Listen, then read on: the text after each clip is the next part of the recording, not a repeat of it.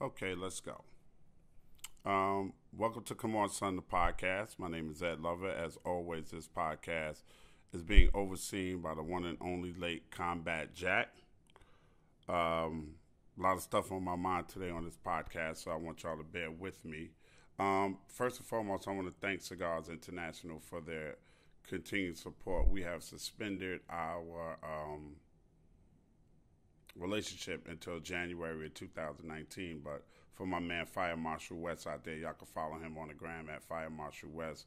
For Fire Marshal West and the whole team over at Cigars International for this past year or so, I want to thank you for your support of Come On Son, the podcast. It's not been easy because we don't make any money off of this podcast. Big shout out to A King and everybody at Loudspeakers Network for sticking with me and allowing me the platform, especially my producer, Krista Hayes, who works tirelessly to make sure that this podcast goes out every Monday, and we don't get paid for it. Like, we really, I don't know, we haven't made a lot of money. I know that. I mean, it's just a work of labor at this point because we haven't made any money, real money, off of this podcast at all. I think maybe one check came in since we've been doing this podcast. So I want to thank Krista from the bottom of my heart because she works tirelessly all the time. Even when we get up bright and early here in Chicago to do a morning show, and she gets there like extra early, like 4:30 in the morning. And when I give her this podcast, it will be on the platform tonight. So she doesn't have a problem going out and doing things like that. And I just wanted to say thank you to Krista from the bottom of my heart for putting the podcast together, making sure it's straight and making sure it gets up on the network every Monday. And thanks for staying on my ass because sometimes I'll slack off, y'all. I ain't gonna lie. I get distracted. I get tired. Sometimes I don't know what to talk about, when it comes to podcasting. And she always there to throw an idea out. She's always there to make sure that she hit me in the back with the electric cattle prod. They'd be like, Ed, what you going to do for a podcast? Ed, you need to do a podcast. Ed, you never know who you're touching with your podcast. And even sometimes when I get down and I don't want to do the podcast, I'll get a hit on the DM. Y'all can follow me at Mr. Ed Lover, or at Ed Lover on social media. Actually, right now, while I'm doing this podcast, I'm live on Instagram. I'm on Instagram live right now. Y'all can follow me at Ed Lover on Instagram, Mr. Ed Lover on Twitter, and Ed Lover Presents Come On Son on Facebook. That's Ed Lover Presents Come On Son on Facebook. So many things going on, man. I don't even know where to start. I got some bad news this morning. When I got to work, I was going through social media during the downtime. Now, let me explain a little bit about what I mean downtime when it comes to doing morning radio. There are times on morning radio when I'm not talking. There are times when we're playing music, and when you work in radio 4 hours a day, 5 days a week, that's about 20 hours of hearing the same music over and over and over and over and over and over until the playlist switches, and then you get new music and you get all happy again until you hear that music so much that you can't stand it. So there's downtime in radio. There's time when I'm writing. I do a feature called 3 Random Facts every day. I have to find a joke in the facts that my assistant producer, Ange Marie gives me the 3 random facts. I got to find a joke in there. Sometimes I don't like her facts. Sometimes I'll find the facts myself. We have other things to do. I got to look up lyrics for who said that. That's another thing that we do on the show. Sometimes I got to do research. So I'm always on the computer or always doing something. But during the downtime, sometimes I'm just sitting there and I'm scrolling through Instagram or social media or go to Twitter to find out what's going on, any breaking news. So I was on my Instagram today, and I found out that a rapper by the name of Young Greatness, who had a record out called Moolah back in 2015, was killed. And by the time I got home from work, which is around 9:30, 10 o'clock, mostly 9:30, I found out, I saw it on social media, everybody started reposting that Young Greatness had died, and Meek Mill went on, and he was talking about how we need to stop and how we need to do this and how we need to do that. We need to do a lot of things. We need to do a lot of things as African Americans, man. We need to scale back on some of the violence that's portrayed in music, especially if you're really not committing violence. Now, one thing I have to understand is this. and it's coming from an OG's perspective, y'all, so please bear with me as I go through this talk. I cannot expect a child to have the maturity level that I have as an adult. Sometimes I have to reflect back to when I was 25 years old or 24 years old or 23 years old or even 21. I have a 21-year-old son, and he makes a lot of mistakes. And sometimes I'm extra hard on him because I expect a certain maturity level out of him that I'm not going to get. I'm an OG. So it took me years and years and years to develop this. Now, I just was watching For My Man on TV One. I really like the show. I think it's well done. And there's a Dr. Jeffrey on there, and he said, clinically and scientifically, a person doesn't start to mature till the age of 25. Medically, clinically, and scientifically, a person does not start to mature until the age of 25. That's deep to me because there's a lot of times that I'm looking at the mistakes that a child is making, and I'm expecting that child to act like an adult. But then on the other hand, I'm saying to myself, if that's 100% true, if a person does not mature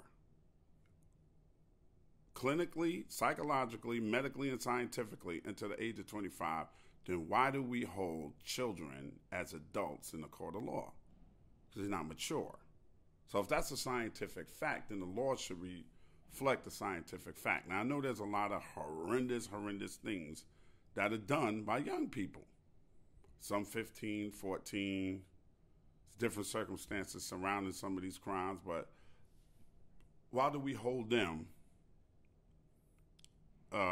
as an adult? Why do we treat them and try them as an adult? How can you try somebody that's immature as an adult? Because we go off of emotions, the emotion of what somebody's done. And I'm quite sure if somebody 15 or 16 did something crazy to my mother or my sister or something, I would probably want them tried as an adult too. But I have to remember their maturity level. So a lot of times when I look at hip hop, I'm asking somebody that's not fully mature to do what I would do as an adult, fully matured male. And sometimes I got to pull myself back from that and go, wow, they'll change.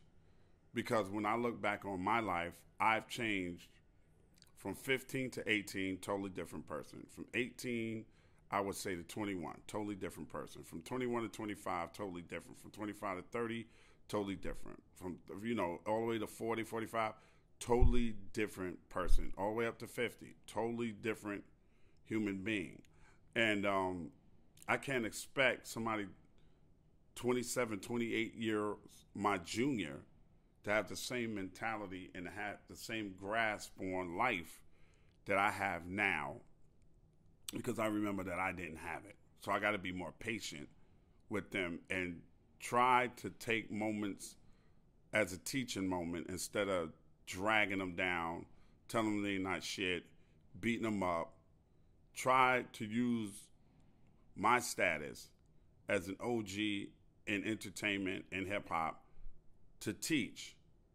But it just reminded me today when I saw that Young Greatness had been shot and killed that we need to push forth a front not to completely change the artistic nature of hip hop, but to get our artists to just infuse just a little bit more positivity into their music, just a little bit. And I know as an artist, as a young artist, you're scared. I understand that.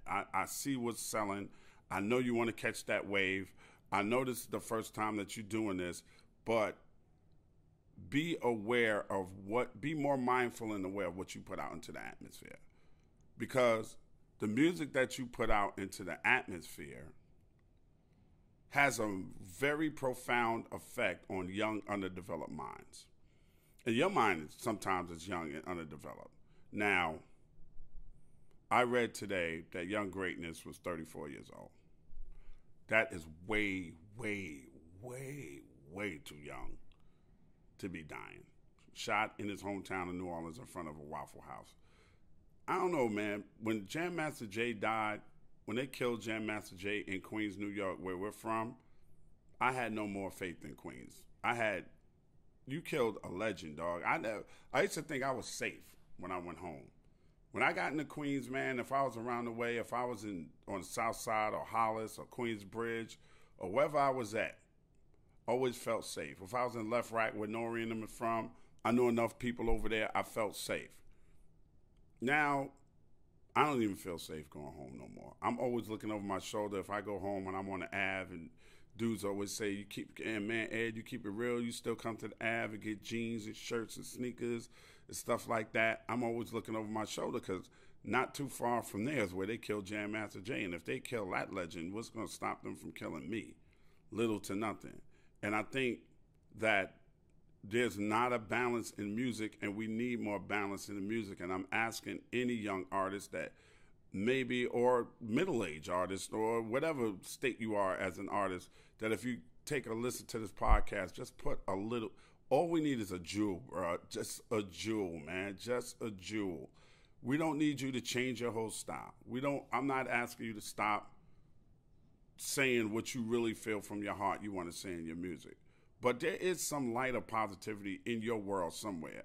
And if there is, just shed a little bit, just a little bit, because as an OG, I can tell you how important those shreds of positivity was for us when we were coming through. Because I cannot sit here and say that we didn't have shoot 'em ups and shooting and all that kind of shit and street talk. We're the ones that invented the shit. The gangster rap, the gangster shit came from us. We're the freaking generation that introduced it. We're the generation of the drug dealer. We're the generation of, who the fuck is this paging me? Oh, you got a red beam on your head. Oh, you got a red beam too. Pow, pow, warning, Biggie, 10 crack commandments. Street dreams are made of this. 22 twos and all the shit that Ghostface and Ray was talking about. All of that. That shit came from us. We're the inventors of the drug dealers. I say we were the drug dealers. These are the drug takers, right? But we also had a balance, and it's just going to take one or two artists, brand new. It can't be nobody old, because the kids want their own artists, and God bless them for that. You can't blame them. We had our artists. Let them have their artists, whoever their artists may be. But they just need to infuse a modicum of positivity in their music. Just a tiny bit. Nobody's asking you to not make records like She Got a Donk. I like the record too, right? By Soulja Boy. Nobody's asking you not to make records Motorsport. I'm not asking you not to make that record. I'm not asking you not to make any music that you want to make. I'm not asking you, not to make that booty. I'm not asking Cardi B not to make the drip. I'm not asking. I jumped up when Cardi B made it, little bitch. Yo, you can't fuck with me if you wanted to. These are red bottoms. These are bloody shoes. I'm not asking her not to make that at all. But I'm asking you to put a little bit of just a smidgen, a taste into your music. Because the more that we are able to say, fuck that nigga, fuck that bitch, we're going to continue burying rap artists. And it's more of an alarming rate than it was before. Way more. Like, I think when Biggie and Tupac, now, excuse me if I'm wrong, y'all, and feel free to correct me here. I think Pac and Biggie was probably the first ones that we knew that just got straight up murdered like that. And Jay and that shit shocked the shit out of us and improved from D12, Eminem's best friend. I mean, that stuff shocked us, man. It shocked the shit out of us, and it goes on and on and on and on and on and on and on and on and on. And Soulja Slim and on and on and on and on and on and on and on and on and on and on. And it becomes to the point where these are young people that's making this music, and then they get older, and then they got something to say, and then they get older, and then they have children, and then they want the best for their children, and then they start maturing, and then they look up, and it's 20 years since they've been doing hip-hop, and they're not 20 no more, they're 40. You know what I mean? And it changes, and then you start seeing what you did and what you put out there and the kind of music that you put out there and how an immature mind believes everything that comes out of your mouth. I sit in a room with 3 women every day, and mostly all under, I think, all under 35, I believe. And I listen to them.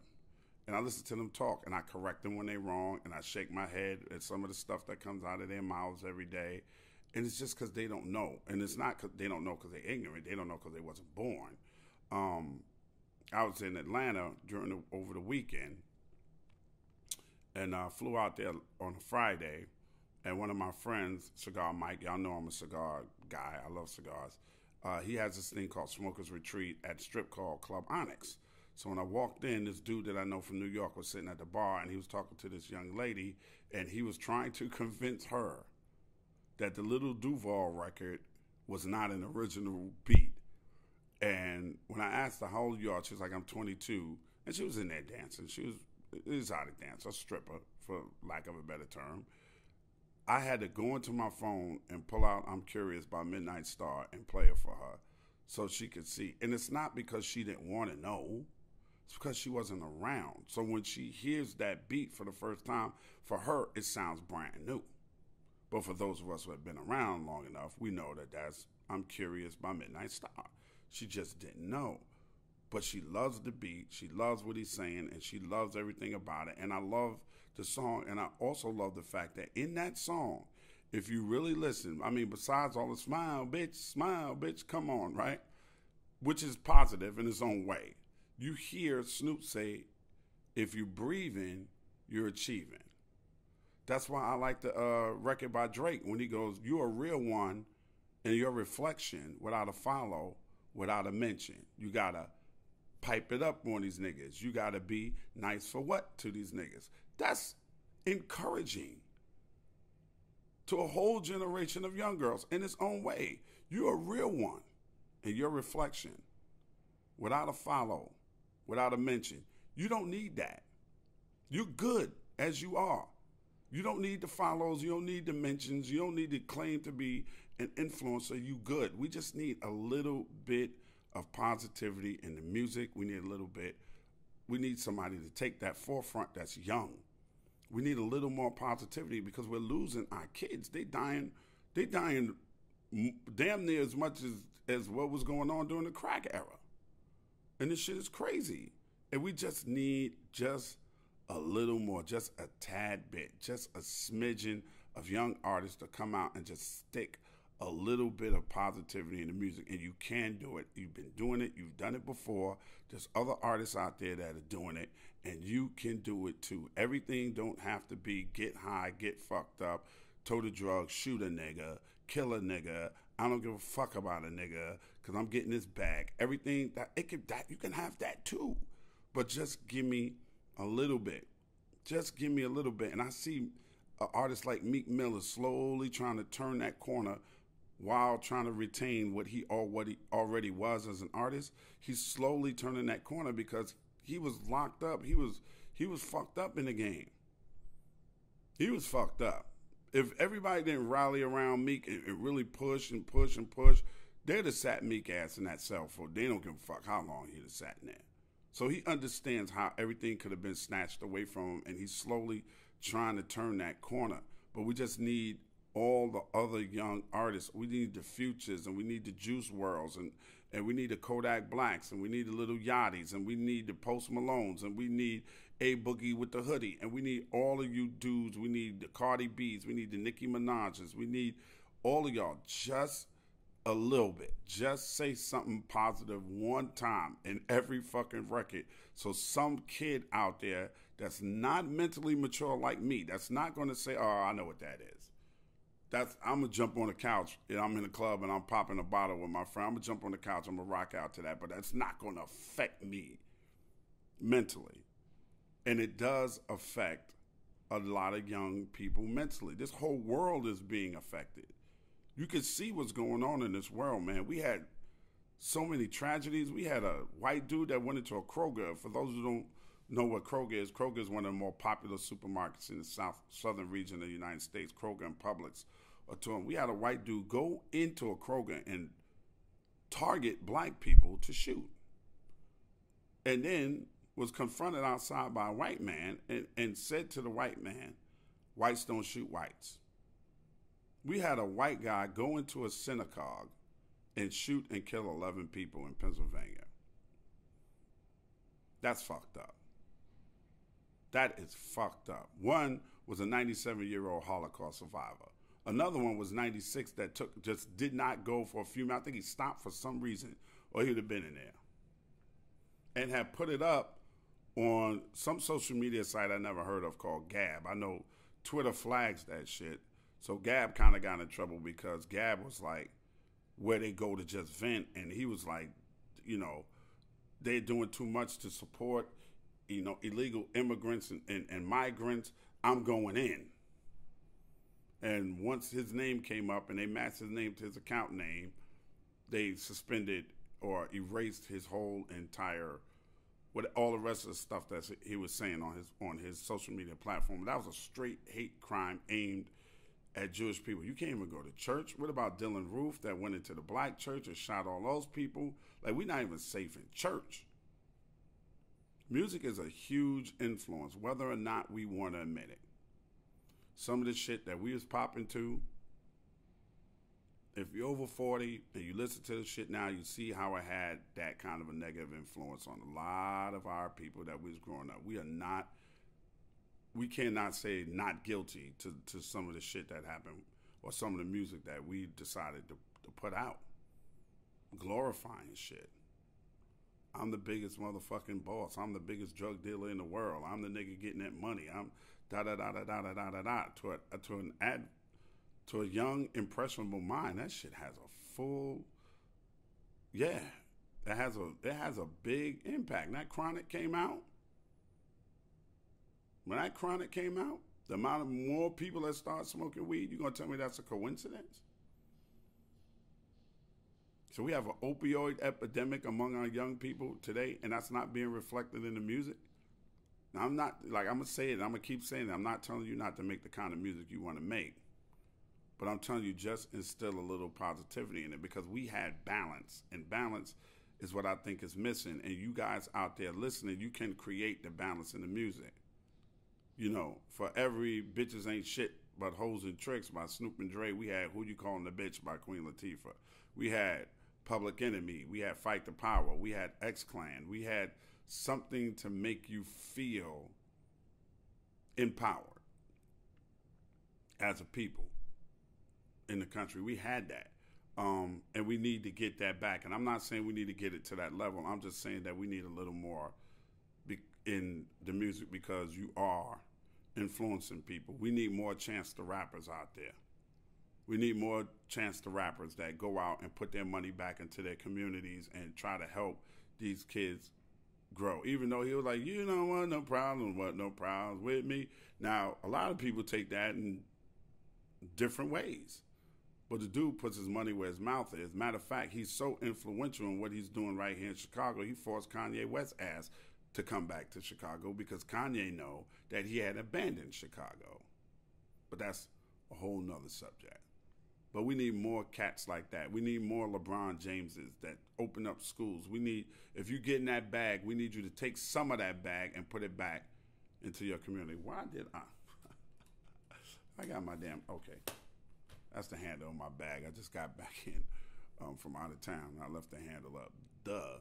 So we need more than that. And I'm just asking from an OG perspective, and I'm asking all of you OGs out there and all you OGettes, ladies listening and watching on Instagram Live right now, I'm asking you, please allow these kids a chance to mature, and please do your best to guide them in the right direction. Because remember that the brain does not really even begin to mature to the age of 25. So they're going to make some mistakes. And you made mistakes. And I've made plenty of mistakes. Okay? So you got to allow them to grow, and you got to allow them to mature.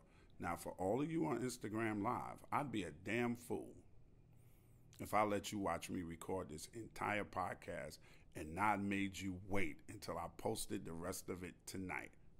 Bye. Come on, son, the podcast.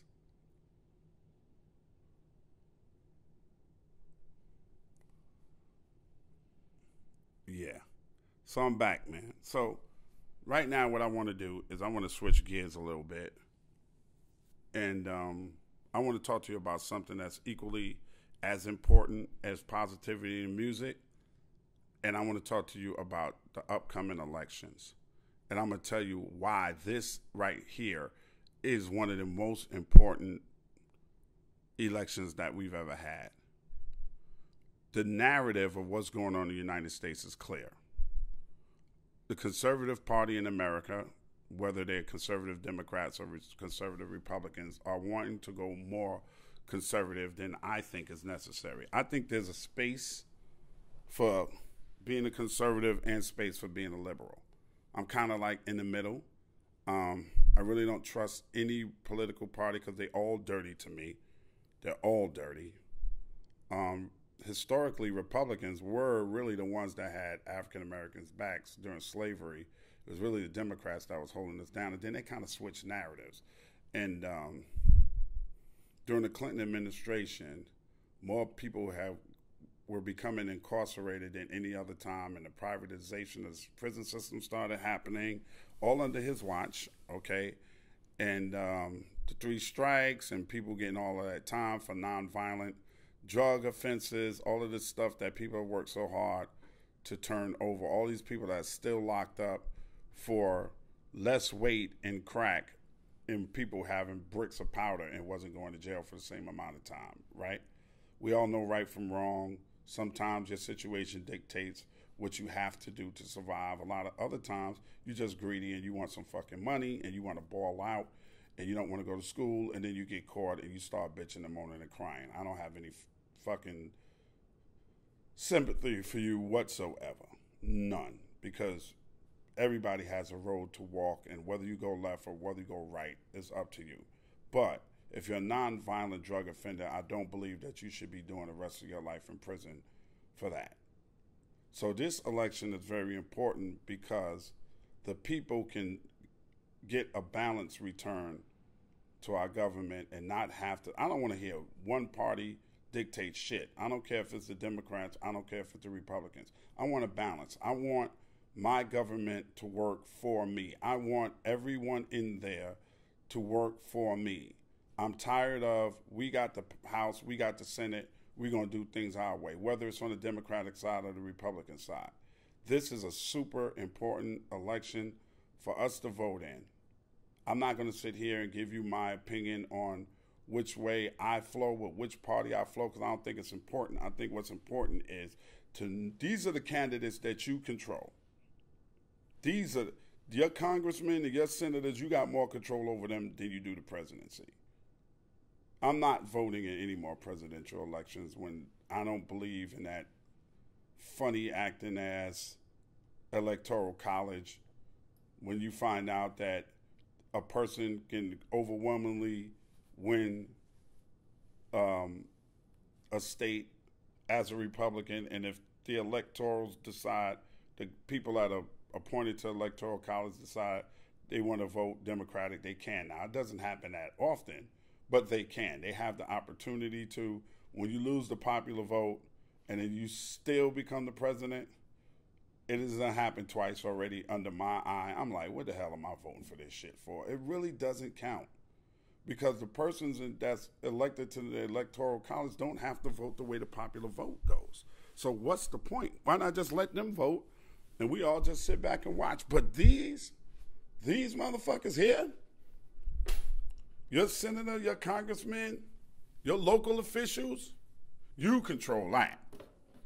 You control that. That's under your control. They don't have control over you. You got control over whether or not they eat.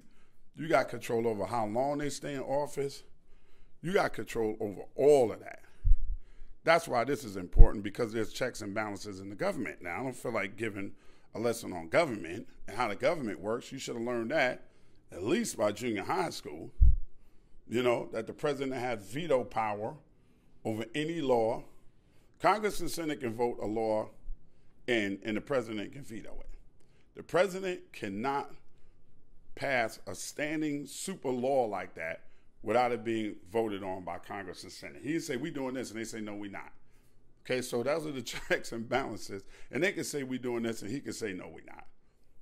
That's not good for the American people. They both have the opportunity to say that. But each and every one of those persons that sit in that seat runs from the state, and you vote for who you want. That's why you see all these attack ads out there. Oh, this person ain't this. This person ain't that. This person messed their money up. This person declared bankruptcy 5 times. This person was under federal investigation. Oh, this guy pointed a gun at a teenager. He's an asshole. You see everything except them straight up cursing each other out. Some are playing the race card, some aren't. But that's why, because this is a very, very important election, because this is going to determine the way laws are made and what laws get passed and which ones don't.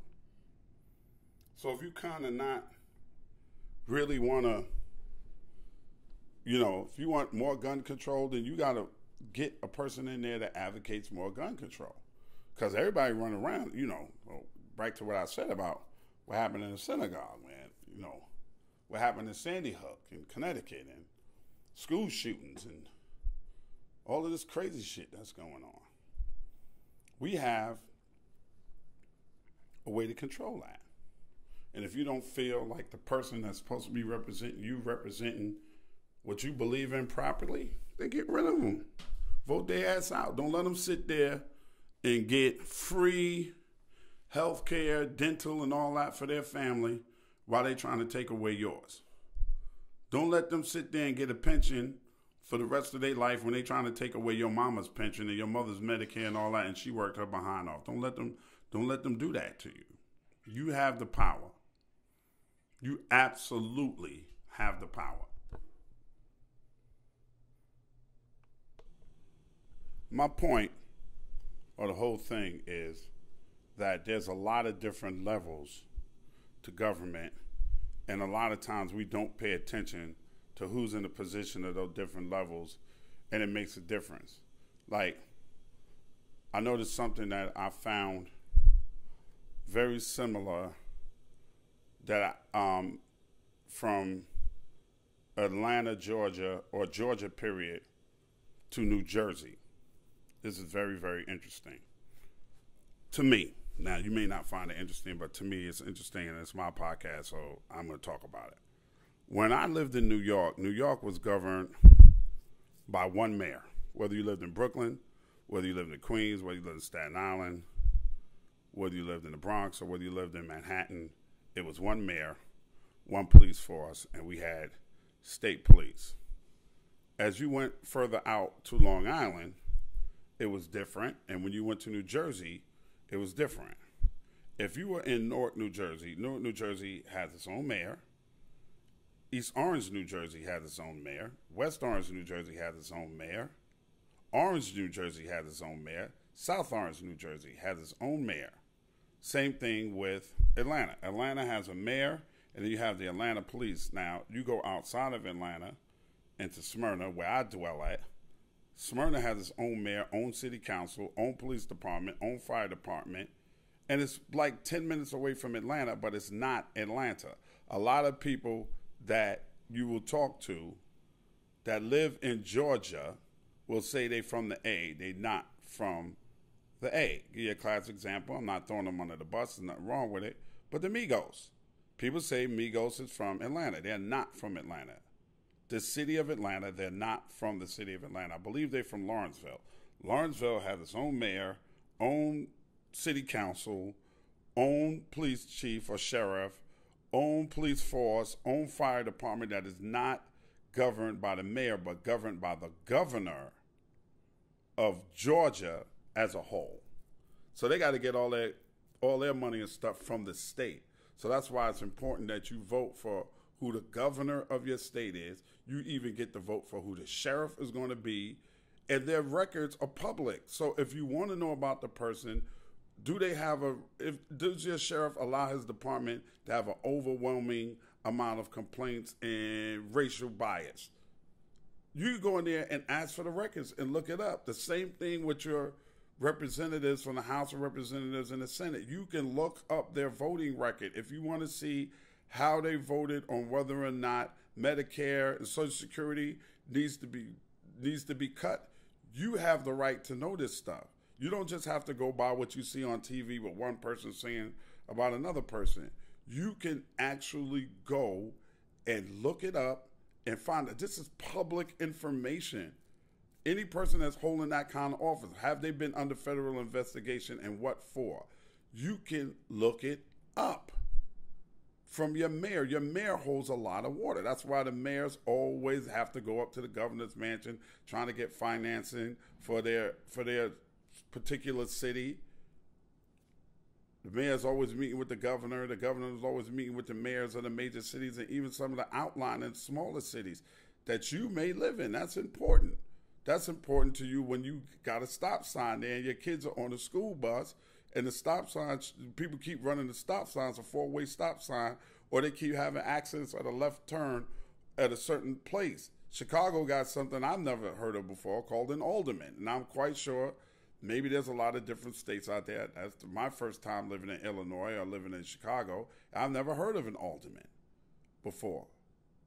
But we had people in New York that were on city council, local people like that. Our state senators were pretty much always in our community. If it was a state senator from a certain district, they always kind of stayed around. You know what I mean? So you could get that information on anybody that you want to. Like if you don't feel like your alderman is representing whatever ward he's supposed to be in charge of if there hasn't been any economic development of that ward, do you hold that alderman to task and you make sure that when he comes up for re-election, you don't vote his ass in? There's a huge mayoral race going on in Chicago right now. Who's going to be the next mayor? You just don't go by whoever got endorsed. Oh, Chance the Rapper just endorsed some young lady. I'm not familiar with the mayoral race in Chicago. I've only been here 7 months. So I know it's a big political city. But because Chance endorse her doesn't mean you have to endorse her. You need to see who she is, what she's all about. Has she held public office before? Even if she's held private office, you should be able to see what her records were in that private practice. What was she all about? Where is she donating her money? Where did she live? Where did she grow up as? Did she understand the same struggles that you understand? But you have to understand, too, there's a lot of other people that live in your state. There's a lot of other people that you pass by on your way to work that you've never seen before. A lot of people that you may walk by in a grocery store that they have their own needs and their own thoughts and their own wants for their family and their own wants and needs for the future of America.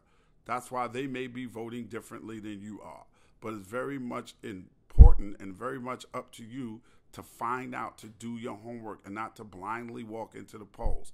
Go to the polls, but don't blindly walk into the polls because we all have ample enough time to do our research on the candidate that best suits what you want for the future of America. And if you don't go out there and exercise your God-given right to vote, then you really don't have a leg to stand on when it comes down to complaining. Because you could have changed things. We're in the vote that makes the difference. That makes the difference. You see how people rally around their own party when they want that power? Because all it's about is power and money. The end game, y'all, is the truth. I'm going to tell y'all straight up truth. Politicians don't give a fuck about you. Unless you make them give a fuck about you. They're about power, prestige, and money. And putting themselves in a position to where they're going to get money now. And they're going to keep getting money over and over and over. And a lot of times, a person that you put your trust in will vote for something that he knows he don't want to vote for just to get that other person to vote with him when it's time for him to try to get some stuff on the table. It's about power and money. That's all it's about. That's all it's always been about. They don't give a fuck about the regular person, man. They really, really don't give a fuck. You have to have some kind of a heart to really care about somebody. And a lot of these politicians don't have no heart at all, man. They're just going to rock out for the rest of their lives. They just came up. They held a high office. They did their thing. They're trying to ascend to the highest office in the land, which is the presidency, or be damn near close, or Secretary of State, or Secretary of Treasury, or Secretary of something, or ambassador to some important country, so that at the end of the day, they write that book. That shit hits the bestseller list. They go out and they lecture, and they tour with lecturing about their time in the White House and the Oval Office and being ambassador and having direct connection to what they call the most powerful seat in the world, which is the presidency. And we soak it up and we buy it and we love it, and they make 100 to 200,000 or 75,000 or 50,000 or whatever it is an hour as a lecturer. Even 25 grand, even 10 grand an hour as a lecturer is dope. If you could continue doing that for the next 15, 20 years, money is long and strong, because people want to hear about your experiences. And this is general public. This is not a niche thing like me. Ain't nobody going to pay me $10,000 to come and talk about hip-hop.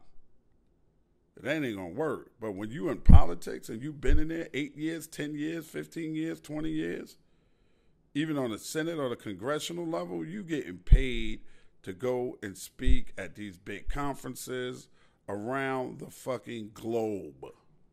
Not just the United States, the globe. And then especially if you held a pertinent position in the White House. Especially then, until you're too old to do it anymore. They still pay Jimmy Carter to come out and speak. Look it up. I guarantee you. If he takes it, it's on him. If not, then he just didn't feel like doing the shit. So it's important for you to exercise your rights, because you got to let them know that, hey, I'm here. I'm the guy that gets up every day and I go to the office and I'm trying to make a difference, and I'm raising my kids one way, and these are the things that I think I'm going to need when I'm 65. You can't sit back and go, well, that ain't going to never happen to me, and let them take away your Social Security and your Medicaid when you done spent your money in taxes. They took the tax out your check your whole damn life. And then they fuck your money off and you ain't got nothing to say about it. Then you hear about weird shit. Like during the, Iraq invasion, the average hammer that they were using, a screwdriver they were using, was $1,500, $1,500. And then somebody got that contract and they bilking the shit out of the government for a $1,500 fucking screwdriver. A regular flathead screwdriver. And they paying some company that they got doing business with that's probably sliding them money back under the table. You got to pay attention. This is the one, y'all. This is the one. I don't care what party you vote for, but the person that's on the lowest levels that are not doing what you need them to do, that doesn't have the same ideals that you have, that's not trying to push America into a better position where we are living in harmony and there's not this gigantic racial divide going on, those are the people we in office right now. Not some motherfucker that just want to get in there so they can get paid and they don't care about what's going on with you, or whether or not they raise your taxes, or whether or not there's funding for this, that, and the third, or we need to cut back the funding for the public parks and the public zoos and the public arts and the museums and shit like that. Because once it starts hitting the black neighborhood and they get away with it in the Latino neighborhood, then it starts trickling into your middle-class neighborhood. I'm telling you, this is very important. It's time to get them fuckboys out of here, man. I ain't going to bend your ear too long. I've been talking long enough. This is my podcast for the day. My name is Ed Lover.